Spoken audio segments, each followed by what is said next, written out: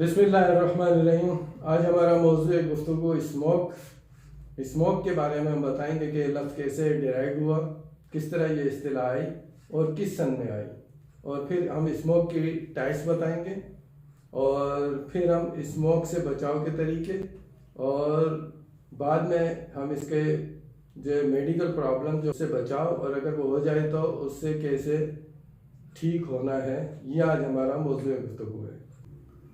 Smoke लफ्ज़ जो है सबसे पहले doctor Henry Antoine de Smoks ने 1905 में, आज से 117 साल पहले ये इस्तिलाह ईजाद की थी। दो लफ्ज़ हैं, एक फोक और एक स्मोक।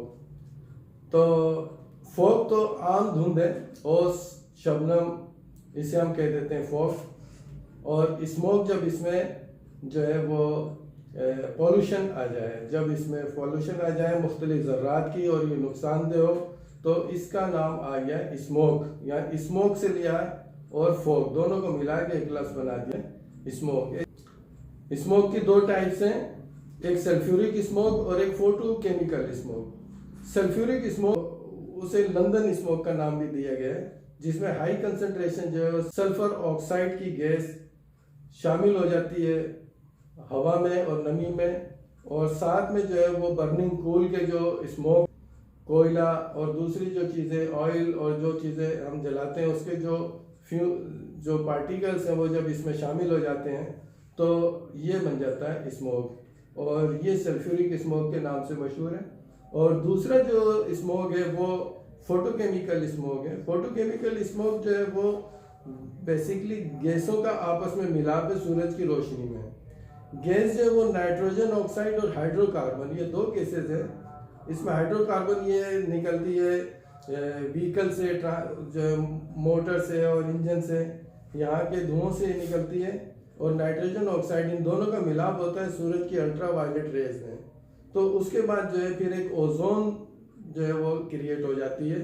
ओजोन लेयर जिसका आपने सुना होगा कि ओजोन लेयर डिस्ट्रॉय हो रही है, वो ऊपर है, तो ये ओजोन लेयर नीचे बन जाती है, और ये इंसानों, जानवरों और पौधों सब के लिए ये ओजोन लेयर अगर नीचे आ जाए तो यही नुकसान का बाइस बनती है, और इसमें डैमेज करती है ये सेहत को सबकी। इस स्मोक से हमारा जो सामना है वो है एशियन ब्राउन क्लाउड। हवा में जो नमी आ जाती है नवंबर से मई के दौरान, ये ज़्यादा इसका हम शिकार रहते हैं स्मोक का।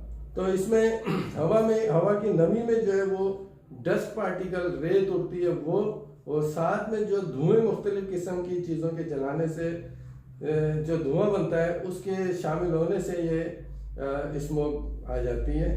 तो जलाते क्या क्या है हम, एग्रीकल्चर में ज़राअत के हमारे जो भाई है, किसान भाई, वो अगली फसल के लिए ज़मीन साफ करने के लिए जो फसल के जो बाकी मानदा चीज़ें होती हैं, सूखे पत्ते हैं या उनकी सूखी टहनी हैं, वो काफ़ी तादाद में जमा हो जाती हैं। उन्हें डम करने का उनके पास कोई ऐसा क्विक ज़राए और आसान ज़राए नहीं होता, तो वो इसे जला देते हैं। तो जला के ज़मीन को हमवार करके नई फसल के लिए ज़मीन को तैयार कर लेते हैं। तो उसके जलाने से जो है वो काफ़ी धुआं और वो नमी के बुखारात में शामिल होकर स्मोक बन जाता है। और तीसरा ये कि ईंटें पकाने के कारखाने हमारे जिन एरियाज़ में और जहाँ पे, वो धुआं भी इसमें ज़्यादा शामिल हो जाता है, ये भी स्मोक का बाइस बनता है। फिर फैक्ट्री से निकलने वाले धुएं जो हैं वो भी इसी स्मोक का बाइस बनते हैं। तो हुकूमत को और जो हमारे माहौलियाती इदारे हैं उन्हें मिल के इस स्मोक के बारे में कि किस तरीके से कंट्रोल करना, इस पर लाए अमल बनाना चाहिए। मेरा ख्याल है 1918 में कुछ बनाए थे कानून ईंटों के भट्टों के बारे में, और जो इन चीज़ों को किसान भाई जिन्हें जला देते जिससे धुआं बनता है, इसके बारे में कुछ कानून साजी भी शायद हुई थी। वो डॉन अखबार के लिंक हम आपसे शेयर कर लेंगे कि हमारे डिस्क्रिप्शन में कि क्या उसमें हुआ था, तो वो आप पढ़ लीजिएगा। हमारे जो ज़राए हैं अभी तक के, जिससे मैंने अभी ये जो मालूमात ली है, उसमें 3 ज़राए हैं। एक है इसमें इंसाइक्लोपीडिया ब्रिटानिका, और दूसरा है नेशनल जियोग्राफिक सोसाइटी, और तीसरा है विकीपीडिया। तो बाकी लिंक आपसे हम शेयर कर ही लेंगे। अब स्मोक के जो दो तरीके से हमें सामना करना पड़ता है। एक तो हमें ट्रांसपोर्टेशन में करना पड़ता है। ट्रांसपोर्ट में आप जैसे देखेंगे, एक वीडियो पाकिस्तान में ही बनी थी जिसमें दिखाया था कि किस तरह स्मोक से जो वो एक्सीडेंट हो रहे हैं, तो वो अभी हम आपको यहाँ पे चला देते हैं। मेरा ख्याल है उसे मैंने काट के थोड़ा सा शॉर्ट कर दिया है, तो वो देखिए।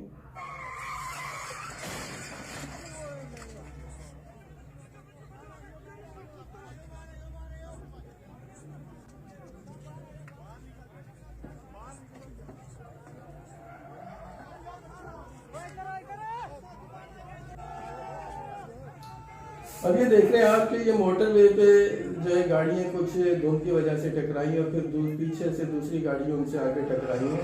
तो इसमें मोटरवे वालों को कुछ लाएबल ऐसा इख्तियार करना चाहिए कि ये एक्सीडेंट ना हो और ट्रांसपोर्टेशन सिस्टम भी चलती रहे। तो ये बहुत बड़े बड़े माहिर इस सिलसिले में हुकूमत के पास होंगे, लेकिन मेरी अदना सी राय ये है कि जिस तरह से बाइकिया और करीम वाले की गाड़ियाँ नज़र आती रहती हैं नेट पे, इसी तरीके से कुछ नेट की सहूलत ऐसी दे दी जाए जो कि एक सिम उन्हें दे दी जाए जो मोटरवे पे जा रहे हैं, तो उन्हें अगली और पिछली वाली गाड़ियों के बारे में इल्म होता रहे और अगले गेट पे वो उनसे ले लिया जाए सिस्टम।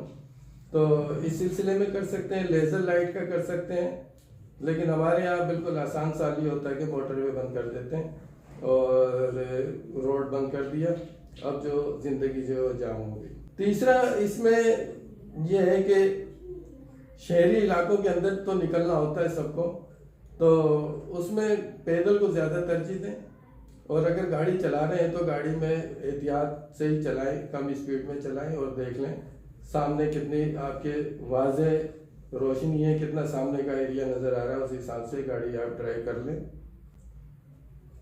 तीसरा एक गलतफहमी दूर कर लीजिए अगली के फोक लाइट गाड़ियाँ होती हैं तो हम बड़े मुतमईन हो जाते हैं कि हमारी गाड़ी में फोक लाइट है, हमें धुंध में नज़र आ जाएगा या दूसरों को हमारी लाइट नज़र आ जाएगी। तो अभी तक जितनी भी लाइट है वो सब फोक लाइट है। स्मोक लाइट अभी तक कोई मेरी नज़र से नहीं गुजरी, अगर आपकी नज़र से गुजरी हो तो देख लीजिए। तो स्मोक लाइट और फोक लाइट का थोड़ा सा फ़र्क वाज़ेह होना चाहिए।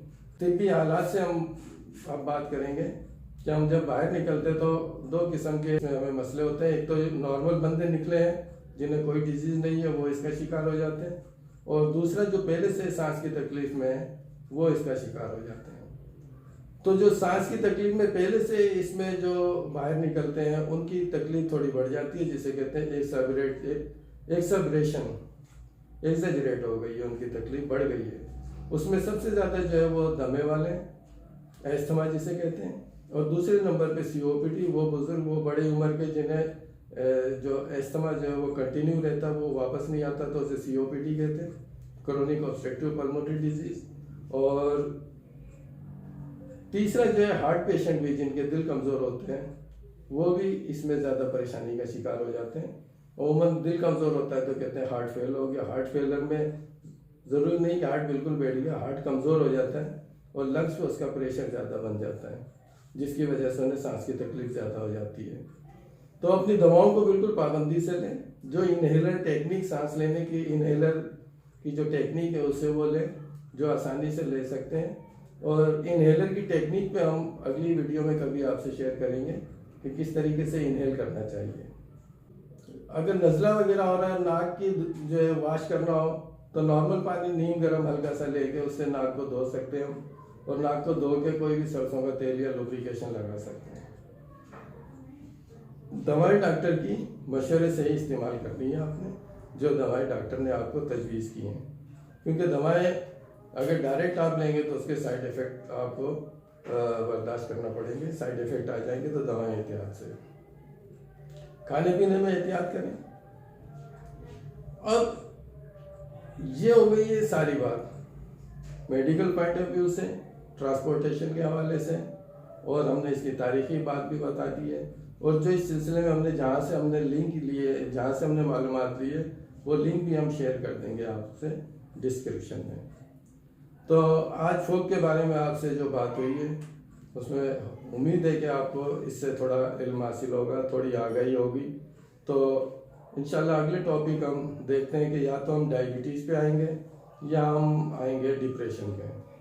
तो फ़ौरन ही हम कोशिश करेंगे कि अगली वीडियो इन दोनों पे हम एक सिलसिला चलाएं और तफसील से आपको इन चीज़ों के बारे में भी आगाही दें और आपको अवेयरनेस हो। तो आज तक के लिए इतना ही। अल्लाह हाफिज़।